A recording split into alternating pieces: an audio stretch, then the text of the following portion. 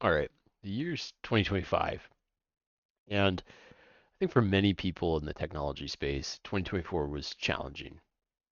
And this was because not just of layoffs and uncertainty over what the AI opportunity would mean in terms of jobs, um, but really, I think what we had was three different cycles that were coinciding toward a downsize or a consolidation.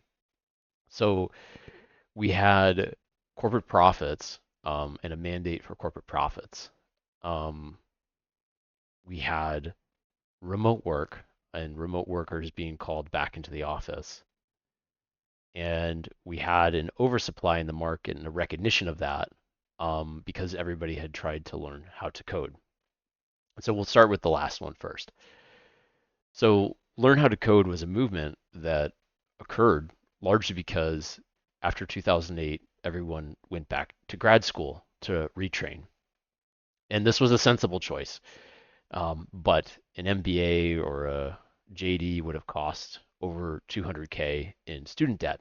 And so by about 2015, people kind of learned they could go to one of these unaccredited learn to code boot camps with a much lesser tuition size of about $30,000. And compared to like these MBAs or these JDs fighting for worse and worse job opportunities, everybody was making money in software and software was hot. So this was a sensible thing to do. Um, the problem with that, probably in a way, in the way it's been discussed, is that many of these engineers or would-be engineers were learning how to code front ends, particularly in React. Um, so that was one challenge that went on there. But I think more than anything else in this space, there was just an oversupply of new entrants into the market. In the way the blogs might talk about it, they'd say we don't really need any more React front ends, um, which is fair. So a second cycle would be corporate profits. So I don't, and I won't try to pretend to know anything about macroeconomics or large corporate economics, but at least in startups, there's typically a 7 to 10 year return on investment cycle. So that means that if after 2008, investors started to dump money in between 2010 and 2012, that meant that the early results of this investment cycle started to return in 2017 to 2019. And this is around the time when capital dried up. Largely, that was probably a signal that these investments in tech weren't doing so well. And it was pretty well known that Carl Icahn had gone and touted, he touts that he had gone and met with Tim Cook and tried to guide Tim Cook on returning more value to shareholders, kind of in a post Steve Jobs era. And so this is what happened. And then Apple made a meme of itself when it started to try to charge more money for dongles. And, next year's iPhone hardly did anything compared to last year's iPhone. And this also was something that other companies participated in with rampant mergers and acquisitions, and again, kind of a demonstration to return value to shareholders. Um, and then the third factor is remote work. So the pandemic obviously thrust everyone into remote work unexpectedly, and many people between those that weren't expecting to work remotely and now they were with their families were not necessarily uh, working as a bona fide way as they were previously. But then you had other edge cases like people trying to exploit the system and do overemployment.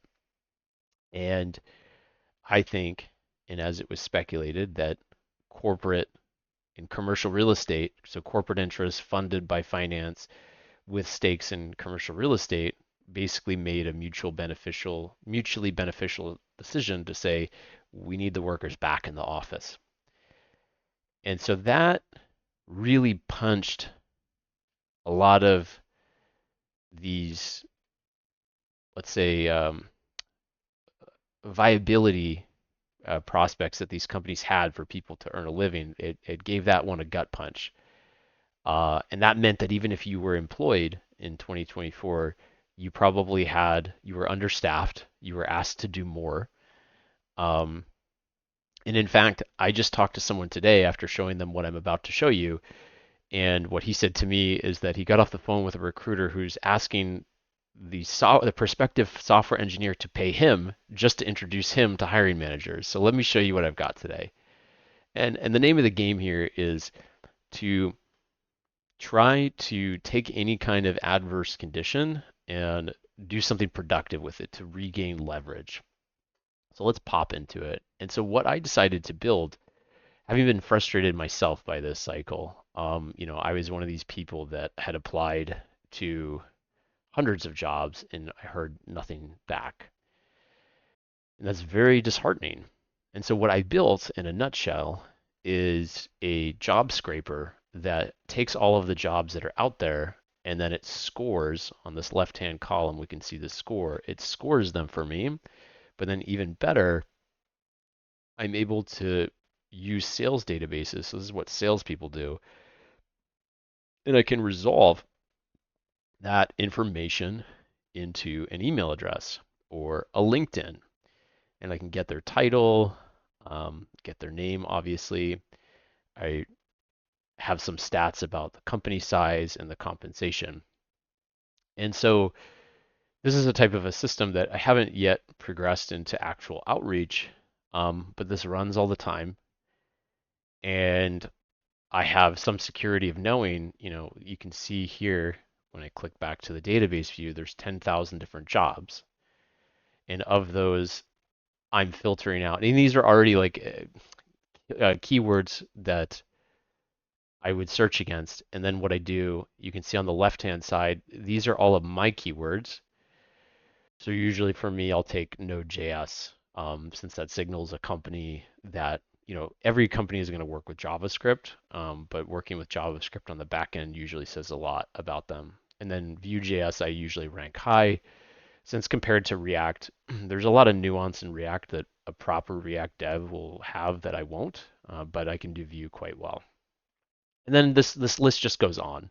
There's some things that I rank negative, sort of indicating like with Objective-C that I don't necessarily want a job doing mobile dev. And then on the right-hand side, you can see what these job descriptions, so this would be an example of this job description turned into a similar format. And this format is a branch of natural language processing called ngrams, or natural language processing, sorry. And we're breaking this up into ngrams. So here, for this analysis, we're just doing 1 grams and then 2 grams. So this means that if we go back to our listing here and we have experience developing solutions using agile methods. So we'd probably get in a 2 gram somewhere we get solution, and I don't know if we'd get agile. Yeah, we'd probably get agile. So we strip out, notice it stripped out the S and it stripped out using. So that's kind of what the system does. It basically turns a job description into a representation like this, and then it's just matched against this input array. And I did it this way. I could have put this in Elasticsearch, but I wanted to have fun and just learn more about natural language processing and learn what its limits are, and learn where you would rely instead on deep learning and an LLM where you can reduce cost, these types of things. Um, you know, it came up today with this guy that was considering paying a recruiter. One of the challenges or limitations of this system, I think it should normalize, but then again, this is all only what GPT assured me against. So don't trust GPT on everything.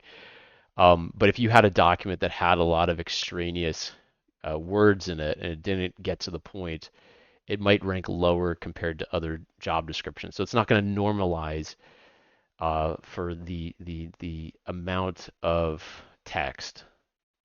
Maybe I'd need to go verify that. And then the other thing, of course, is that this is just a reduction into a single score. We're not clustering these keywords and then scoring in multiple categories, but in fact, it does result in what I think to be a pretty reliable score That again, it gives me this kind of peace of mind of a table that out of 10,000 jobs, even after doing my own keyword search, I'm able to shrink that down into about 185 pretty good matches.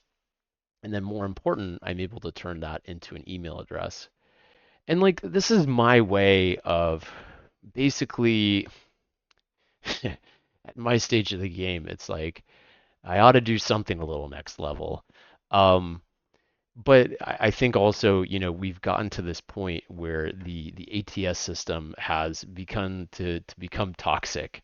And I hear it from both sides. I hear that the recruiters feel like they don't get any genuine talent. People aren't who they say they are. When I was at all these companies, I didn't think to myself that, oh no, the internet's going to be filled with a bunch of fake stuff. I had better go and do like the LinkedIn verify to get a third party. You're not always thinking at these companies like, oh, I had better go get so and so like in my LinkedIn giving me like a glowing reference. That would be very smart play, but um, we're not always when we're trying to be diligent, people at our jobs, we're not always thinking this way. And so I hear it from the recruiters that it's very hard to vet people. And then as well from the side of people trying to apply to work, it's almost like you apply now to 500 different jobs and you hear nothing back, and it's just crazy. So, 2025, 2024 was a shock for many people because this was when the market started to more officially downsize. And I think that in these types of circumstances, the most we can do is adapt. And, sometimes we just have to dig in and say, all right, I'm going to make a bet that this is not going to get that much worse. This isn't, you have to bet on some level on humanity is not going to go into a Mad Max scenario tomorrow. And so therefore you get used to a new normal. And I'll follow up like with more videos soon. I want to of course report on how this strategy winds up going for me. I've kind of opened it up to beta testers if anybody else is kind of looking to be in my system. Compared to like paying some recruiter $500, you come to me, I'll do it for free. Not forever. I'm only going to work with a few people for free like that. But it's I'll post a follow up of how this strategy goes. I am hopeful. I'm not thinking that this is going to be a sure thing. Um, and then if not, you just move on to the next thing. You just keep trying ideas until something works. And I think in the interim, I'm doing a lot of fascinating stuff with AI. So, there's a lot to be positive about. And I think that that's probably the most important thing that I would want to convey in a video like this. It's not only because there's a lot of fun material of like, oh wow, this dude scraped 10,000 job listings, ran cosine weighted search similarity on it, and then turned that into an email list. I mean, that's pretty cool. I'm pretty satisfied with that. But I think the more important message is to take adversity and to work around it.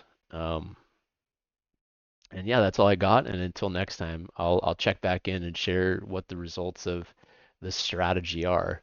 It could range from I go get a job very quickly to I get so many jobs, I'm just going to start my own recruitment agency to uh, that I get blocked by every corporate spam filter and someone tries to allege canned spam or something like this. But yeah, anything is possible. But until next time, I will check in with you and see you guys soon.